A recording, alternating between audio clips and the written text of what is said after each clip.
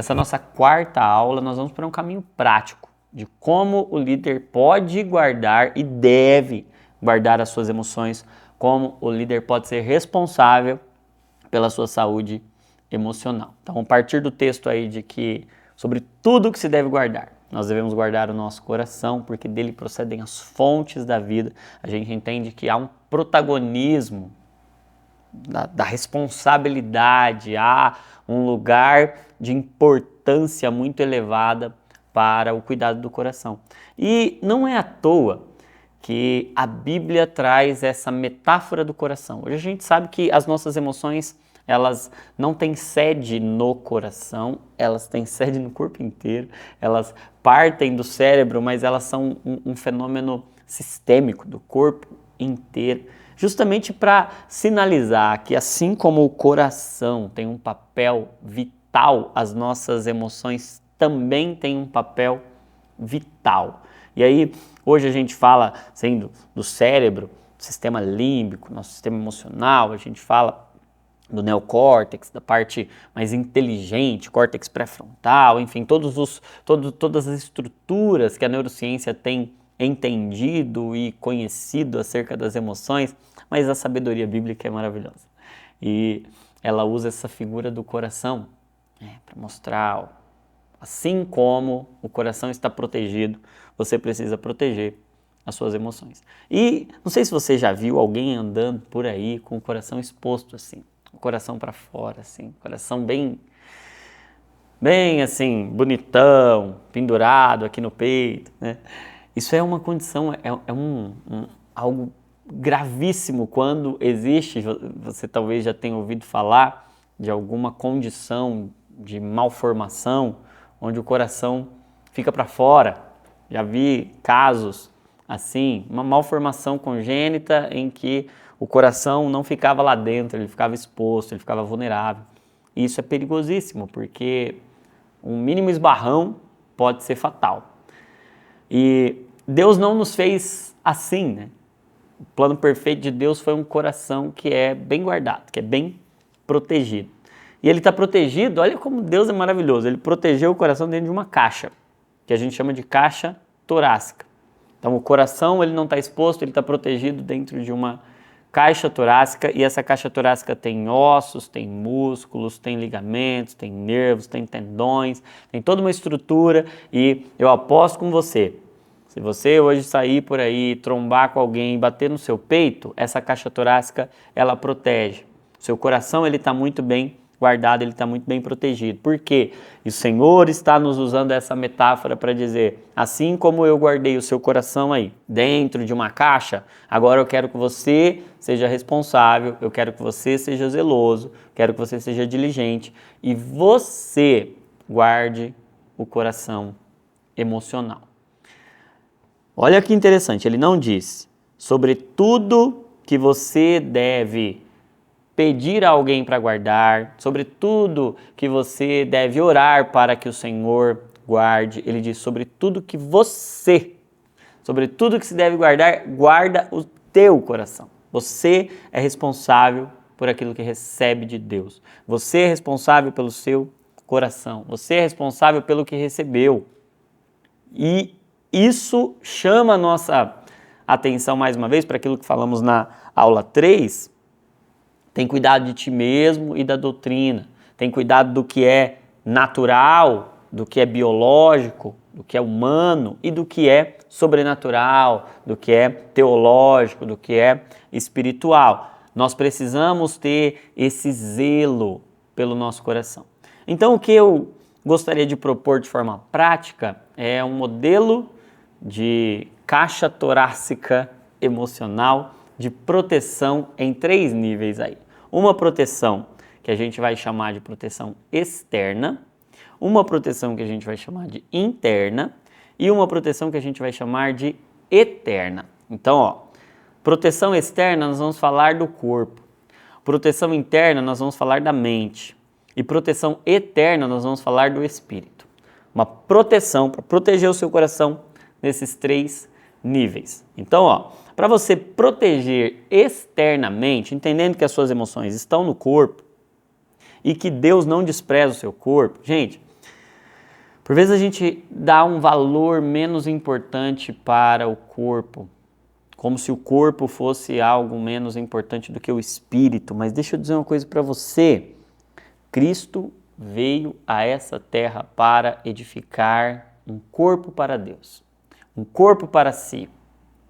Ele veio para cá para edificar uma igreja e ele chamou a igreja de seu corpo.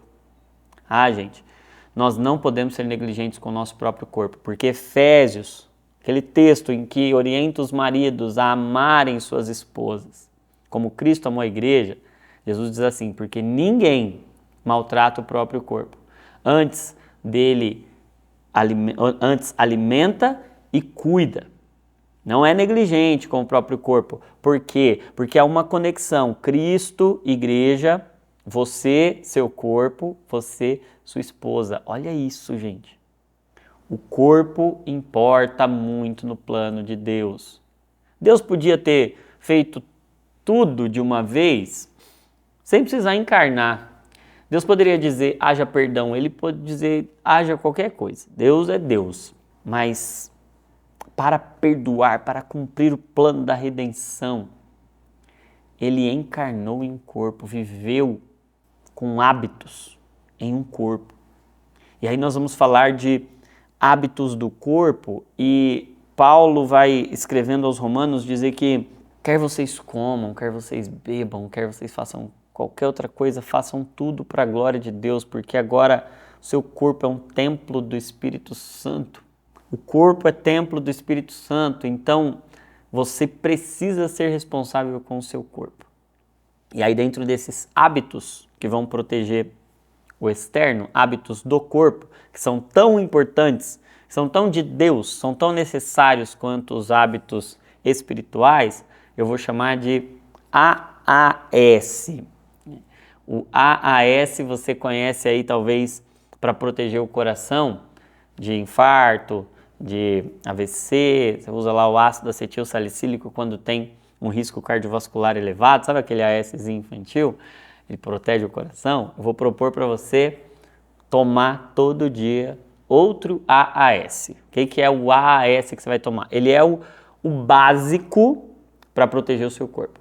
Claro que tem muito mais coisa, mas você tem que começar por esse AAS. Então, primeira coisa do AAS, alimentação saudável.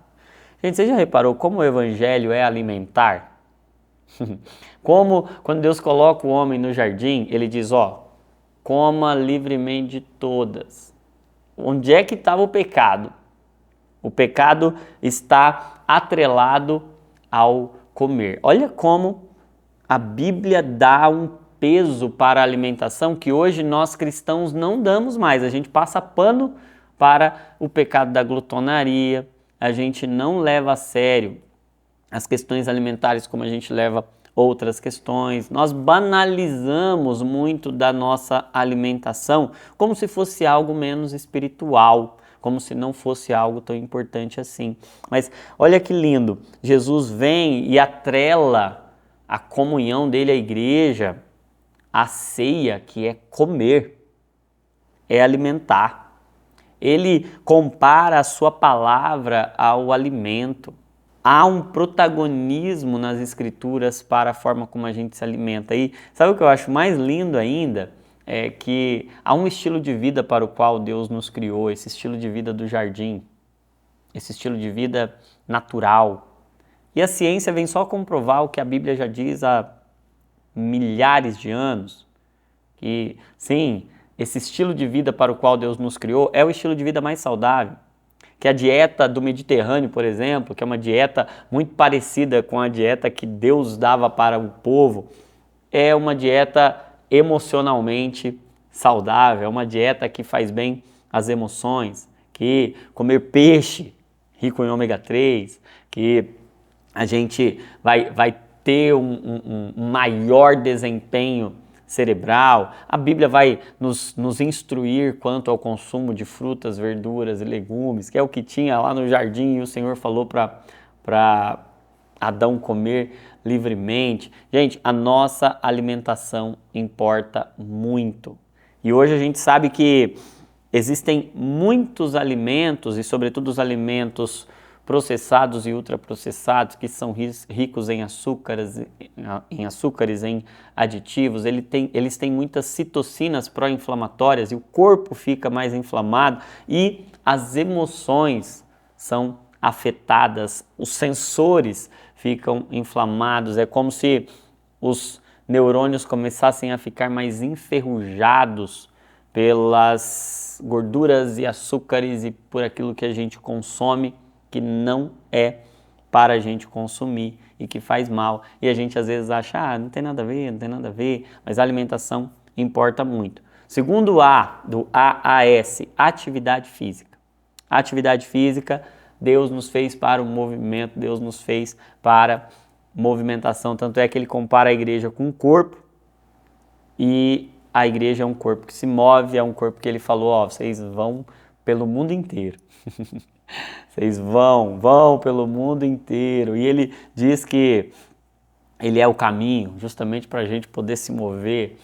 É uma caminhada em direção ao nosso propósito. E eu acho interessante que Jesus podia, ele é Deus, ele podia ter vindo aqui na era do avião, ele podia pregar o evangelho no mundo inteiro, mas tudo que ele fez caminhando, ele fez andando. O estilo de vida de Jesus é um estilo de vida ativo, é um estilo de vida de atividade física. Então é importante, é cristão que a gente se alimente bem, que a gente se exercite. E sabe, gente, é muito fácil que não sobre tempo para um líder fazer atividade física e tá tudo bem na cabeça, porque se a gente está fazendo devocional, tá indo na igreja, tá buscando em Deus, parece que não tem tanto problema assim eu não fazer atividade física.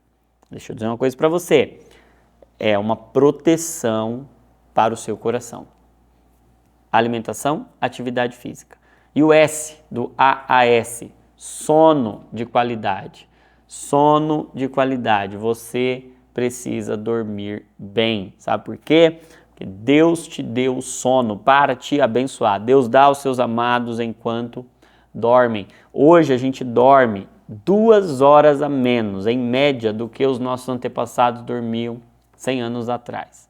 Os nossos avós, bisavós, eles dormiam em média 2 horas a mais do que a gente dorme. Sabe qual é o impacto disso para o nosso corpo? É inflamação, é adoecimento, é estresse, é raiva. E a gente vive de forma menos santa quando está cansado. Porque há uma relação muito profunda entre o descanso e a santidade. Deus não descansou porque estava cansado, porque Deus não se cansa. No 7º dia, ele descansa. Gente, tem um padrão, tem um princípio de Deus. 6-1. Descanse. Muitos líderes não descansam, muitos líderes pensam, e até eu converso com alguns pastores, por vezes, em consulta, e eles dizem, eu me sinto culpado se eu descansar. Eu me sinto culpado de dormir a quantidade de horas que eu preciso dormir. E, em nome de Jesus, hoje que o Espírito Santo traga consciência. Sabe por quê? Quando o Senhor descansa, e não é porque ele estava cansado, ele descansa porque ele é santo. E ele santifica o descanso. E descanso não tem a ver com cansaço, descanso tem a ver com santidade. Se você quer ser um líder santo, você precisa descansar. Porque ninguém consegue ser santo vivendo uma vida cansada e sobrecarregada.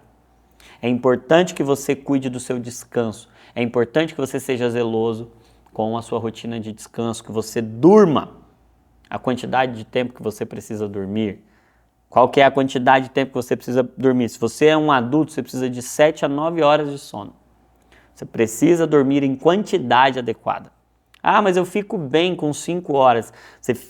Você acha que fica. Mas já tem estudos mostrando que quando você compara pessoas que se sentem bem, mas dormem menos, com pessoas que dormem o suficiente, o desempenho emocional e cognitivo de pessoas que mesmo não sentindo falta do sono, eles têm prejuízos emocionais e cognitivos. Você tem algo que você pode fazer pela sua vida? Corrija seu sono, durma suficiente, sem muitas interrupções também, tire os estímulos eletrônicos à noite, de manhã haja luz, de noite haja escuro. É importante que você faça uma boa higiene do sono. Assim que acordar, o sono começa de manhã, então assim que você acordar, você já vai se expor à luz do dia, porque a retina vai captar essa luminosidade, vai mandar um sinal lá para o seu hipotálamo, para o núcleo supraquiasmático, isso vai ligar já o seu relógio biológico para que o sono comece a ser produzido no momento oportuno, 14 horas mais ou menos depois, e aí a melatonina vai começar a ser produzida depois desse ciclo de luminosidade ser completo. Para isso, você vai precisar diminuir a exposição a estímulos eletrônicos. Então, ó, em nome de Jesus, vai dormir, porque o Senhor não dorme para você poder dormir. Alimentação, atividade física, sono. Esses são os hábitos externos. Segundo tipo de hábitos, vamos falar dos hábitos internos, de uma proteção interna. E aí eu quero propor para você como é que você lida com emoções e com sentimentos, com pensamentos. Vou propor o método orar para você. Qual que é o método orar? São 4 passos diante de emoções e de sentimentos. Primeira coisa que você vai fazer, você vai criar o hábito de observar a sua própria mente. Sim, observar. Você vai começar a acender a luz. Não é à toa que Deus começa tudo pela luz. A Terra, Ele criou, foi Deus quem criou. Deus criou no princípio os céus e a Terra, mas a Terra estava sem forma, vazia e a escuridão, as trevas cobriam a superfície das águas profundas. Gente, o que Deus faz primeiro? Vamos ver. Vamos acender a luz. A gente tem medo de pensar sobre o que a gente pensa, de observar a própria mente. E é importante que a gente observe. É importante que a gente olhe. É importante que a gente acenda a luz. Nós precisamos ter diálogos profundos internos, nós precisamos olhar, observar. Então, primeira coisa, observe, seja um observador, seja um supervisor, sabe, supervisão, uma visão superior. Comece a conversar com o seu coração, comece a observar, acenda a luz. E acho interessante que a luz não resolve nada, a luz revela tudo. É para olhar, porque ninguém muda o que não vê. Deus poderia mudar tudo assim, sem luz. Mas ele estava ensinando, ninguém muda o que não vê. Então observe, se necessário, faça terapia para te ajudar a observar, para te ajudar a ver, para ajudar a limpar a sua lente, porque você precisa ver. Às vezes a luz está toda acesa, mas a sua retina, a sua lente está toda suja. Tantos traumas, mágoas, marcas, enfim, você vai precisar de ajuda para enxergar. Observar. O R do orar, reconhecer. Reconhecer fala de dar nome. Sabe quando Deus cria todas as coisas, fala para Adão, agora você vai dar nome para os bichos. Sabe que a gente tem que fazer isso também. Então, se a gente vai observar o que está dentro da nossa mente, agora o segundo passo é reconhecer, é dar nome para as coisas. É dizer, ó, o que eu estou sentindo é angústia. Jesus fez isso. Minha alma está angustiada até a morte. A gente não sabe reconhecer, diferenciar angústia de fome, de ansiedade, de preocupação. A gente só diz, não estou bem, não estou legal, ou às vezes nem diz nada, só vai comprar alguma coisa nova, vai se distrair com meme, vai mexer em redes sociais, vai se entorpecer, se anestesiar, vai comprar alguma coisa que não precisa, vai para uma droga, vai para um vício, e isso é falta de conhecimento, falta de reconhecimento interno. E aí a gente se perde por não se conhecer. Dá nome, reconhece, é importante, é plano de Deus para a sua vida. Depois que você observou, reconheceu, agora é importante, o terceiro passo, acolher. acolher o que tem lá dentro. Aí você pode olhar e falar assim, como assim? Eu vou encontrar um monte de pecado, eu vou acolher os meus pecados. Sabe o que você vai fazer? Você vai acolher aquilo que está dentro da sua mente, lógico, rejeitando o pecado, mas acolhendo seus sentimentos, suas emoções, suas percepções, a sua mente, porque a batalha é contra o pecado e não contra as suas emoções. Não brigue contra as suas emoções, brigue pelas suas emoções. Brigue por elas. Então você precisa acolher. Ah, mas eu estou ansioso. Acolha a sua ansiedade. Acolha. Pegue ela na mão. Falou em ansiedade. Acolha. E agora o que você vai fazer? Lançar sobre Cristo. Ah, mas eu estou sentindo medo. Eu não posso sentir medo porque o perfeito amor lança fora todo medo. Mas ele só lança fora o que estava dentro. Eu preciso reconhecer isso aqui é medo. E o que é o medo? O medo é um clamor pela perfeição do amor. Eu preciso levar para a perfeição do amor, para um amor perfeito. Por que eu sinto medo? Porque o meu amor é imperfeito. Mas o amor de Cristo é perfeito. Então eu vou levar, agora eu vou acolher os meus sentimentos. Acolha suas emoções. Não brigue com elas, brigue por elas. Não viva se torturando com emoções. Sabe que muitos de nós adoecemos emocionalmente porque ao invés da gente acolher as emoções e entregá-las a Cristo, a gente fica se torturando, brigando com elas. Gente, brigar contra as emoções é tortura, porque você está brigando contra você, você está brigando, você está batendo em suas emoções. É automutilação. Então não faça isso, não brigue com as suas emoções, brigue pelas suas emoções e, obviamente, confesse seus pecados a Deus. Abandone-os, mas as suas emoções você luta por elas. Esse é o acolher os seus sentimentos e emoções. E o R é responder. Responda a cada emoção, tome uma atitude. E obviamente não é seguir o seu coração, é dar destino ao seu coração. É movimentar-se. Lembra que emoção é movimento? Então, se emoção é movimento, eu preciso responder, eu preciso me movimentar. Você precisa movimentar o seu corpo diante das emoções. Você precisa tomar atitudes diante das emoções. E, obviamente, a gente até entendeu já que se a emoção é como uma onda, ela exige um posicionamento. E qual é o meu posicionamento? Qual é o meu lugar? Para onde eu devo ir? Isso eu tenho que perguntar ao Senhor.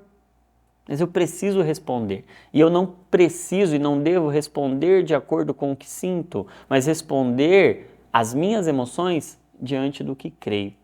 Eu preciso ouvir as minhas emoções para agora poder dizer a elas o que o meu espírito está me dizendo.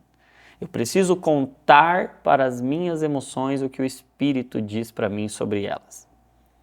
Esse é o responder. Responda às suas emoções a partir do Espírito. Então, observar, reconhecer, acolher e responder. E a proteção, por último, a proteção eterna. Hábitos eternos, uma proteção do Espírito. Aqui é a coisa mais poderosa do mundo. Você não pode ser negligente com o seu corpo, você não pode ser negligente com sua mente, mas tem uma proteção, gente, que é a melhor, a maior, a mais sublime, e essa é a nossa esperança, é a nossa confiança. Filipenses capítulo 4, verso 6 diz, olha, não fiquem inquietos com coisa alguma. Antes, sejam em tudo conhecidas diante de Deus as vossas petições, com súplicas e ações de graças. E a paz de Deus, que excede todo entendimento, vai guardar seu coração, seu pensamento, seu sentimento, seu coração, em um lugar muito seguro, em Cristo Jesus. Gente, o que esse texto está dizendo é que nós temos emoções, temos inquietações, temos preocupações, temos ansiedades, temos inúmeros desconfortos do coração. Mas que esses desconfortos, eles devem nos levar para um lugar. E toda emoção é um convite para a oração. Então, da preocupação a gente vai para a petição. E a paz de Deus que excede todo entendimento, ou seja, saber que Deus nos acolhe nesses momentos de angústia, de inquietação, e que a paz não é um sentimento, a paz é um lugar. A paz não é um sentimento meu, a paz é um sentimento de Deus. E a paz de Deus, que excede todo entendimento, vai pegar o meu coração e vai guardá-lo em uma proteção espiritual. E qual é essa proteção espiritual? É o coração de Jesus. A paz de Deus, que excede todo entendimento, vai guardar o meu coração dentro do coração de Jesus. Quero dizer para você, líder, há um lugar para o seu coração quando ele está angustiado, quando ele está sofrendo, quando ele está ferido. É dentro do coração ferido de Jesus. Ah, mas o coração de Jesus não é inteiro. O coração de Jesus foi traspassado. Soldados romanos feriram o lado direito de Jesus. E a partir do lado direito, aquela lança alcançou o coração e saiu sangue e água. E por que o coração de Jesus foi ferido? Para poder agora se assemelhar ao nosso. Abrir para que o nosso fosse costurado lá dentro. Para que o nosso encontrasse segurança. Sabe, na medicina, duas partes só podem ser costuradas se as duas estiverem rasgadas e feridas. Deus estava inteiro, mas nós estávamos rasgados.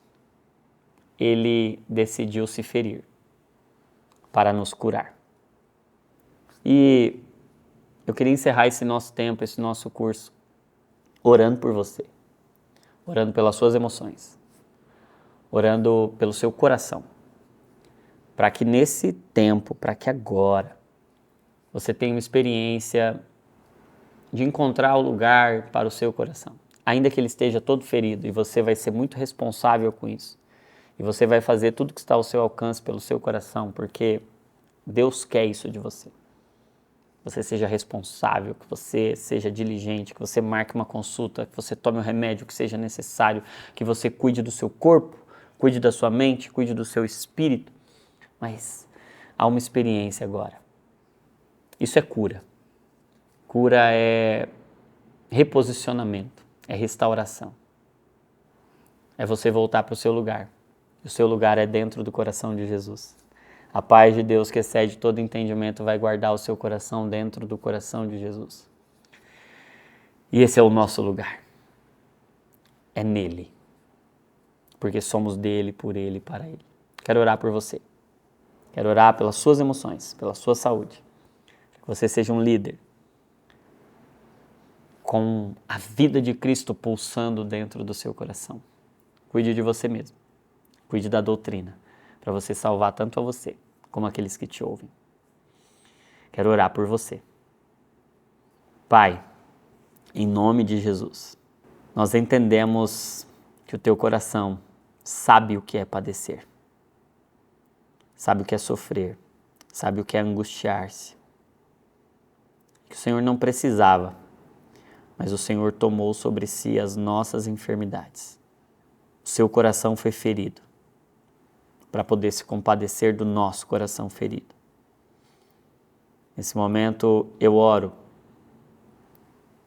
por todos aqueles que estão feridos emocionalmente, que foram feridos de tantas e tantas maneiras. Mas para que agora, assim como Cristo, dessas feridas saia um poder para curar. Que as feridas virem fé, como foi para Tomé. Que as marcas do lado que revelam exteriormente um coração ferido não seja mais um trauma, mas sim um testemunho. Ah, que a ferida vire fé, que o trauma vire testemunho. E que todos os que olham para as nossas feridas vejam ressurreição. Eu oro por ressurreição emocional para muitos líderes. Eu oro por uma igreja que se compadece, por uma igreja que também sabe o que é padecer, que entendeu que talvez o grande evangelista da nossa geração seja o sofrimento emocional, que vai trazer muitas pessoas a Cristo. E nós sabemos o que é padecer e sabemos quem é a cura. Sabemos que saúde mental é a mente de Cristo. Sabemos que saúde mental é pensar o que Cristo pensa, sentir o que Cristo sente. Sabemos que em Cristo está a nossa vida. e que nós não estamos imunes à dor, não estamos imunes ao sofrimento, mas estamos imunes de sofrer sozinho, porque há um sumo sacerdote que se compadece de nós. Pai, restaura agora, cura pessoas agora, que esse tempo seja um tempo de cura, que esse curso seja um marco na vida desse meu irmão, dessa minha irmã. Hoje o Senhor está fazendo algo, hoje o Senhor está curando. Para a glória do teu nome, em nome de Jesus. Amém e amém. Graças a Deus.